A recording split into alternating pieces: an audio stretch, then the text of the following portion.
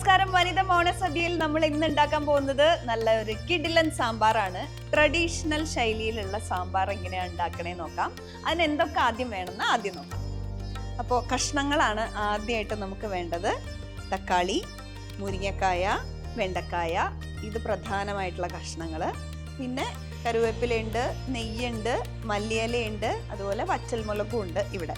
അപ്പോൾ നമ്മുടെ പച്ചക്കറികൾ ഏകദേശം 100-150 ഗ്രാമോളാണ് പച്ചക്കറികൾ എടുത്തിട്ടുള്ളത് ഓരോന്നും. തക്കാളി ഉണ്ട്, വെണ്ടക്കായ ഉണ്ട്, മുരിങ്ങക്കായ ഉണ്ട്.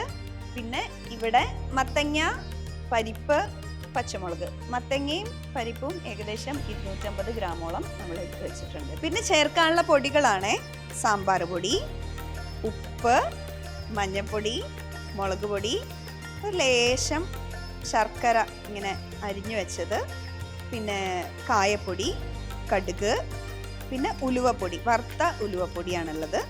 ഇനി ഇത് കൂടാതെ നമുക്ക് പുളി പിഴിഞ്ഞൊഴിച്ച വെള്ളമുണ്ട്. പുളി നന്നായിട്ട് പിഴിഞ്ഞൊഴിച്ച വെള്ളമുണ്ട്. അതുകൂടാതെ വെളിച്ചെണ്ണ വേണം, വെള്ളം വേണം, ആവശ്യത്തിന് വെള്ളം വേണം. അപ്പോൾ ഇനി കുക്കിംഗ് തുടങ്ങിയാലോ? അപ്പോൾ നമുക്ക് ആദ്യം വേണ്ടത് കുക്കറിലേക്കുള്ള സാധനങ്ങൾ ഇടാണ്. മത്തങ്ങ,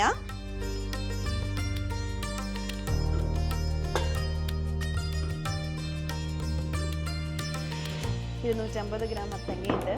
പിന്നെ പരിപ്പ്, ഇത് കഴുകി വെച്ചതാണ്, അതും ചേർക്കുന്നുണ്ട്. പിന്നെ പച്ചമുളകും ചേർത്തു. ഒരു 3 പച്ചമുളകുണ്ട്, അതും ചേർത്തു. ഇതിലേക്ക് ഒരു ഇത്തിരി മഞ്ഞപ്പൊടി, സ്വല്പം മഞ്ഞപ്പൊടി ഇട്ടിട്ട് വെള്ളം ഒഴിക്കുകയാണ്. വെള്ളം ഒഴിക്കേണ്ട അളവ് എന്ന് പറയണത് ഇതിനോട് നിരപ്പായിട്ട് നിൽക്കണ ഒരളവ്, കൂടുതൽ വേണ്ട. ഇതാക്കണ്ടോ, ഏകദേശം ഇത്രയും വെള്ളം, ഇതിൽ കൂടുതൽ വെള്ളം വേണ്ട. ഇത് നമ്മൾ ഞാൻ ജസ്റ്റ് ഒന്ന് ഇളക്കണേ ഉള്ളൂ. നമ്മളിനി അടച്ചു വെച്ചിട്ട് ഇതിനെ വേവിക്കാൻ പോവാണ്. ഒരു 3-4 വിസിൽ വരണ വരെ നമുക്ക് കാത്തിരിക്കാം കേട്ടോ. അപ്പോൾ നമ്മുടെ പരിപ്പും മത്തങ്ങയൊക്കെ ഇവിടെ ഇങ്ങനെ വെന്തുകൊണ്ടിരിക്കുകയാണ്. അതേ സമയത്ത് നമുക്ക് ബാക്കി പണി ചെയ്യാം.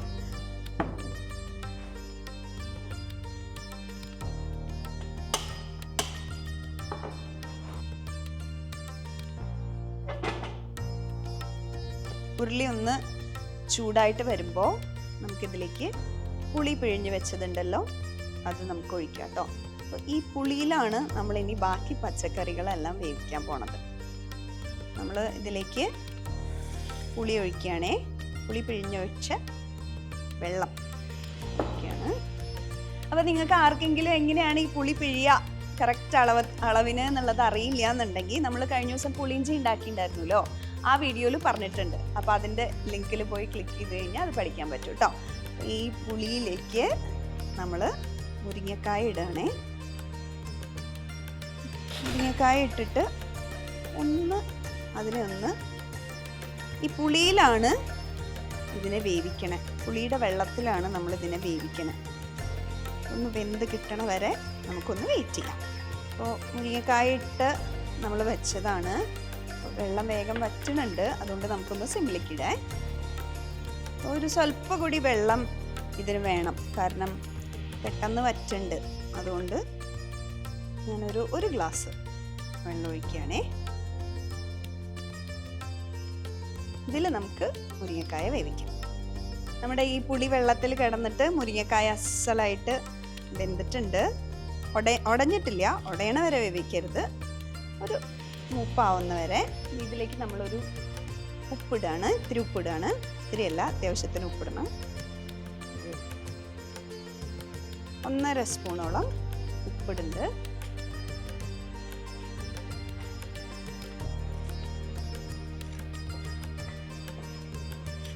ഉപ്പിട്ടിട്ട് ഒന്ന് ഇളക്കി ഒരു സ്വല്പം മഞ്ഞൾപ്പൊടി കൂടി ഇടണം കേട്ടോ. അധികമില്ല, കുറച്ച്, വളരെ കുറച്ച് ഇളക്കി. ഇനി ഇതിലേക്ക് ഇതൊന്ന് സിമ്മിൽ വെക്കുന്നത്. ഇതിലേക്ക് നമ്മൾ നമ്മുടെ അടുത്ത പച്ചക്കറികൾ ആഡ് ചെയ്യാം. ഈ മഞ്ഞൾപ്പൊടിയുടെ ഒരു മണം ഒന്ന് പോയി കിട്ടണം. നമ്മൾ വെണ്ടക്കായയും തക്കാളിയും കൂടിയിട്ട് ഒരുമിച്ച് ആഡ് ചെയ്യണേ. നമ്മൾ വെണ്ടക്കായും തക്കാളിയും കൂടിയിട്ട് ഒരുമിച്ച് ആഡ് ചെയ്യണേ.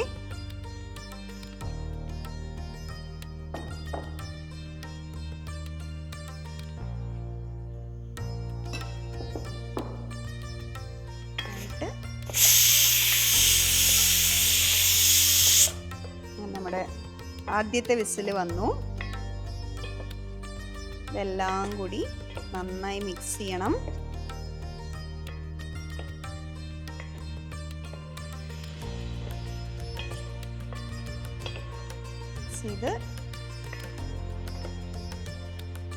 ഇതും ഒന്ന് വേവണം. നമ്മുടെ വെണ്ടക്കായും തക്കാളിയും ഒന്ന് വേവണം. അതിന് ഒരു സ്വല്പം വെള്ളത്തിൻ്റെ കുറവുണ്ട്, വളരെ കുറച്ച്, ഒരു പകുതി ഗ്ലാസ് വെള്ളം ഒഴിക്കുക. അതൊന്ന് വേവട്ടെ കേട്ടോ.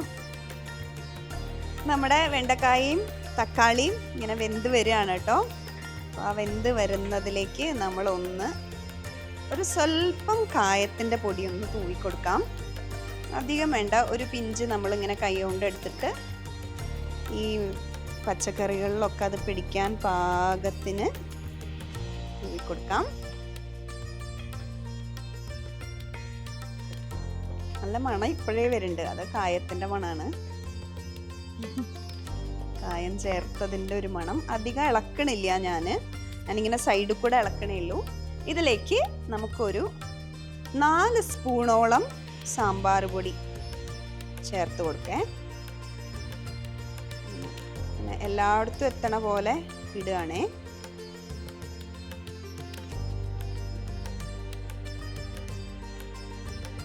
നാല് സ്പൂണോളം നിറച്ച് സാമ്പാർ പൊടി ഇട്ടിട്ടുണ്ട്. നന്നായി ഒന്ന് ഇളക്കണം. അങ്ങനെ ഇളക്കി വരുമ്പോൾ തോന്നുകയാണ് ഒരു സ്വല്പം വെള്ളത്തിൻ്റെ കുറവുണ്ട് എന്ന് തോന്നുകയാണെങ്കിൽ നമുക്ക് വെള്ളം കൂടി ആഡ് ചെയ്തിട്ട് മിക്സ് ചെയ്യാം. 1/2 കപ്പ് പോലും വെള്ളം ആഡ് ചെയ്തിട്ടില്ല. അത് പാകം നോക്കിയിട്ട് എങ്ങനെയാണെന്ന് നോക്കിയിട്ട് ആഡ് ചെയ്താൽ മതി കേട്ടോ. അപ്പോൾ നമ്മുടെ കഷ്ണം വെന്തുണ്ട്. ഞാൻ അങ്ങനെ സൈഡിൽ കൂടെ ഇളക്കി കൊടുക്കണേ ഉള്ളൂ കേട്ടോ. ഞാൻ ശരിക്കും ഇളക്കണില്ല. അധികം അങ്ങോട്ട് ഇളക്കിയാൽ കഷ്ണം ഉടയാൻ സാധ്യതയുള്ളതുകൊണ്ട് ഇത് സാമ്പാർ പൊടിയൊക്കെ ഇട്ട് ചേർത്ത് കായപ്പൊടിയൊക്കെ ഇട്ട് ചേർത്തത് നല്ല മണം വരുന്നുണ്ട്. അത് വെന്തിട്ടുണ്ട്. ഇപ്പുറത്ത് നമ്മുടെ ഒരു വിസിലായിട്ടുള്ളൂ. ഇനി ഒരു 3 വിസിലും കൂടി വരണം. ആ 3 വിസിൽ വരണ വരെ നമുക്ക് കാത്തിരിക്കാം. അതുവരെ ഞാനിതൊന്ന് ഓഫ് ചെയ്യണേ.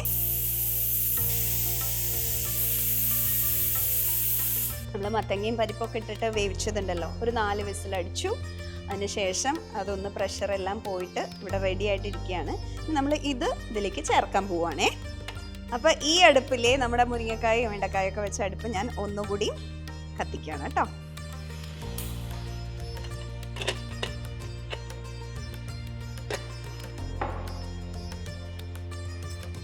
ഇതാ അപ്പോൾ നമ്മുടെ മത്തങ്ങയും പരിപ്പും പച്ചമുളകും ഒക്കെ ഇട്ടത് നന്നായിട്ട് വെന്ത് കിട്ടിയിട്ടുണ്ടേ. നമ്മുടെ മത്തങ്ങയും പരിപ്പും പച്ചമുളകും കറിവേപ്പിലയും ഒക്കെ ഇട്ടത് നല്ല പാകത്തിന് നല്ലപോലെ വെന്ത് ഒടഞ്ഞിട്ടുണ്ട്. മത്തങ്ങയൊക്കെ നല്ല ഭംഗിയായിട്ട് നല്ല കഷ്ണമായിട്ട് നമുക്ക് കിട്ടുന്നില്ലേ.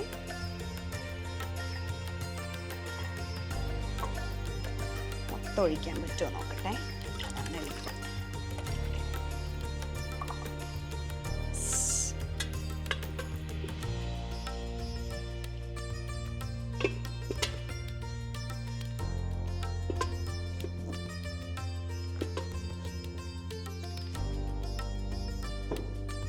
ഇതൊന്ന് നന്നായിട്ട് ഇളക്കാം കേട്ടോ. എല്ലാം മിക്സ് ചെയ്ത്, ഇത് സിമ്മിലാണുള്ളത് കേട്ടോ, ഫ്ലെയിം സിമ്മിലാണേ. അപ്പം ആ സാമ്പാർ പൊടിയും അതുപോലെ വെണ്ടക്കായ തക്കാളി ഇതെല്ലാം കൂടിയുള്ളതും മുരിങ്ങക്കായയും കൂടിയുള്ളത് നന്നായിട്ട് മിക്സ് ആവുന്ന പോലെ നമുക്കിത് ഇളക്കണേ. കുറച്ച് കട്ടി സാമ്പാറാണ്. ഈ സാമ്പാറിൻ്റെ ഒരു പ്രത്യേകത എന്താ വെച്ചാൽ നാളികേരം അരച്ച് ചേർക്കാത്ത സാമ്പാറാണ്. ചില സ്ഥലത്ത് നാളികേരം അരച്ച് ചേർത്ത സാമ്പാറും ഉണ്ടാക്കും. അപ്പോൾ പൊടി മാത്രം ചേർത്തിട്ടുള്ള സാമ്പാറാണ് കേട്ടോ. നമ്മുടെ സാമ്പാർ ഇങ്ങനെ കുറച്ച് കുറുകിയാണ് ഇരിക്കണത്. അപ്പോൾ വെള്ളം പോലെ സാമ്പാർ വേണം എന്നുള്ളവർക്ക് ഇതിലേക്ക് കുറച്ച് വെള്ളം ആഡ് ചെയ്യാം കേട്ടോ. ഞാനിപ്പോൾ വെള്ളം പോലെ ആക്കാമെന്ന് വിചാരിക്കുക. കുറച്ചുകൂടി വെള്ളം ഒഴിക്കണു. ഒരു 1.5 കപ്പോളം വെള്ളമാണ് ഞാൻ ഒഴിക്കണേ കേട്ടോ. ഒഴിച്ചിട്ട് ഫ്ലെയിം കൂട്ടിയിട്ട് അതൊന്ന് ഇതിലേക്ക് ചേർത്ത് ഇളക്കുക. ഇളക്കി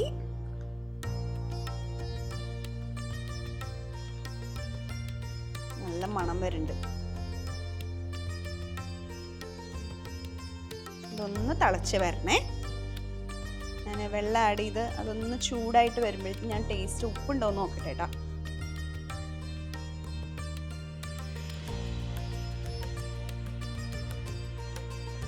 ഉപ്പൊരു കുറച്ച് കുറവുണ്ട്. ഒരു കുറേ ഉള്ളതുകൊണ്ടേ, ക്വാണ്ടിറ്റി കുറേ ഉള്ളതുകൊണ്ട് 1/2 സ്പൂൺ ഉപ്പും കൂടി ഞാൻ ആഡ് ചെയ്തു. ഈ ആഡ് ചെയ്തതിലേക്ക് നമ്മൾ ശർക്കര അരിഞ്ഞു വെച്ചതുണ്ടല്ലോ അതുകൂടി ആഡ് ചെയ്യണം കേട്ടോ. ചിലയിടത്തേ ഉള്ളൂ ശർക്കര. ഒരു 1.5 സ്പൂൺ ശർക്കരയാണ് നമ്മൾ ആഡ് ചെയ്തിട്ടുള്ളത് കേട്ടോ.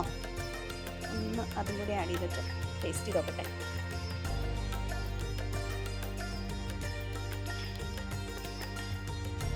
ഉപ്പെല്ലാം പാകമാണ്. സാമ്പാർ പൊടി ആവശ്യത്തിനുണ്ട്. കായത്തിൻ്റെ രുചിയും എല്ലാം ആവശ്യമുണ്ട്. അപ്പം ഇതൊന്ന് ഇവിടെ ഒന്ന് തിളക്കട്ടെ. അപ്പോഴേക്കും നമുക്ക് വറുത്തിടാനുള്ള പരിപാടി നോക്കാം.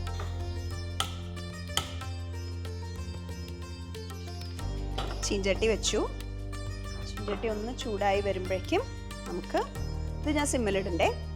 ചൂടായി വരുമ്പോഴേക്കും വെളിച്ചെണ്ണ ഒഴിക്കാം.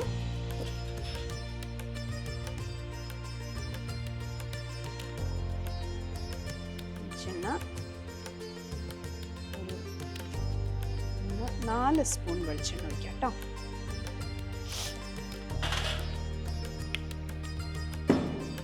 ഇതിലേക്ക് നമ്മൾ കടുക്, വെളിച്ചെണ്ണ മൂപ്പായിട്ട് വരണം.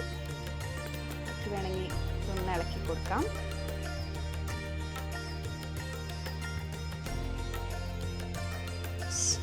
നമുക്ക് ഇതിലേക്ക് 1.5 സ്പൂൺ കടുക് ആഡ് ചെയ്യാം.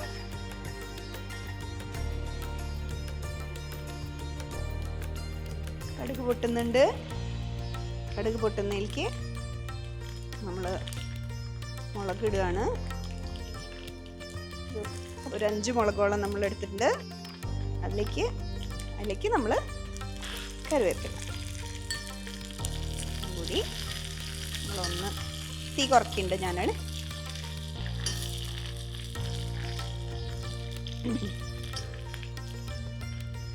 സാധാരണ ഇതിങ്ങനെ ഒന്ന് മൂപ്പായിട്ട് വരുമ്പോൾ 2 മണി ഉലുവയൊക്കെ ഇടൽ പതിവുണ്ട്. അതിന് പകരം നമ്മളിപ്പോൾ ലാസ്റ്റ് എല്ലാം കഴിഞ്ഞിട്ട് ഉലുവപ്പൊടിയാണ് ചേർക്കാൻ പോണേ. ഉലുവയാണ് ഇടണമെന്നുണ്ടെങ്കിൽ ഇതിൻ്റെ കൂടെ അതിടാം കേട്ടോ. ഓൾമോസ്റ്റ് ആയേ. നമുക്ക് ഈ വറുത്തത് ഇതിലേക്ക് ഇടാം.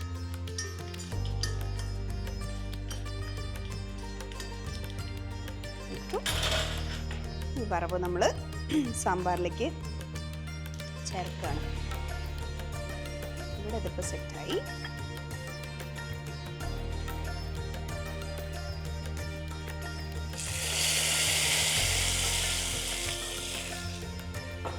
നമ്മളെപ്പോഴും ചെയ്യാറുള്ള പോലെ വറുത്തിട്ട് കഴിഞ്ഞിട്ട് സ്വല്പം ഇതിലേക്ക് ചേർത്ത് വീണ്ടും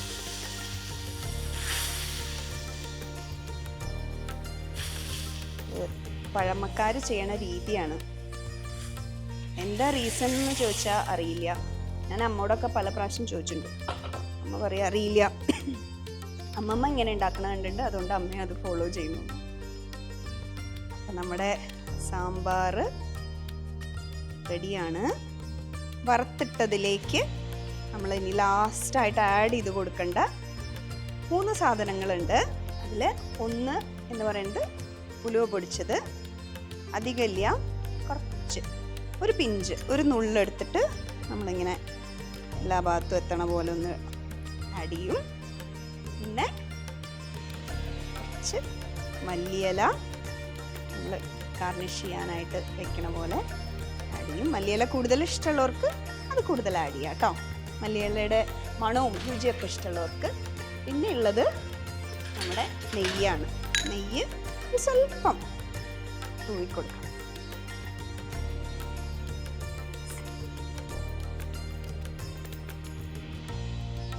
നമ്മളൊന്ന് ഇളക്കാണ്. ഇളക്കി കുറച്ച് നേരം ഒന്ന് വയ്ക്കാം. ഞാൻ തീ ഓഫ് ചെയ്യണേ. നമ്മുടെ സാമ്പാർ സൂപ്പർ ഡ്യൂപ്പറായിട്ട് റെഡിയാ. ഓഫ് ചെയ്തു. ടേസ്റ്റ് ഉണ്ടോ എന്ന് നോക്കട്ടെ, പാകത്തിനെല്ലാം ഉണ്ടോ എന്ന് നോക്കട്ടെ.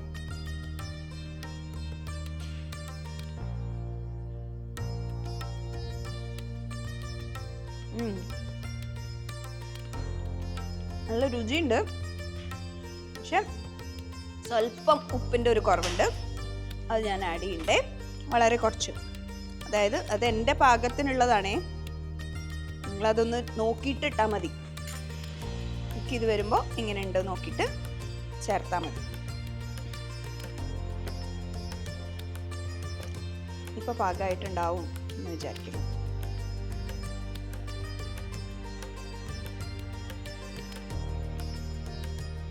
ഫൈനൽ ടേസ്റ്റിംഗ് പാകമായി, കറക്റ്റായി, നല്ല സാമ്പാറായിട്ട്. അപ്പോൾ വനിതം ഓണസദ്യയിൽ നമ്മുടെ ഇന്നത്തെ സാമ്പാർ റെഡിയാണ്. ഇനിയപ്പോൾ നമ്മൾ എന്താ ഉണ്ടാക്കാൻ പോണതെന്നറിയോ? പൈനാപ്പിൾ പുളിശ്ശേരി.